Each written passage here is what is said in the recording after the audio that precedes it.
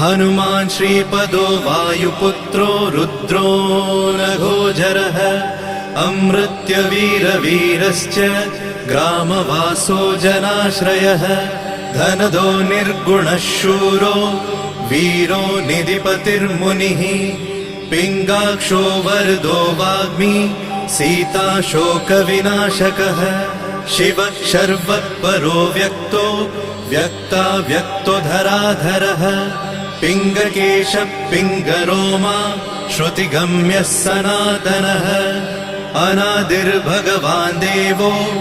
विश्वहेतुर्जनाश्रयः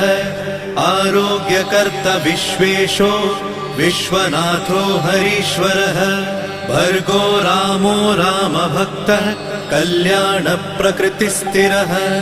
विश्वम्भरो विश्वमूर्तिर्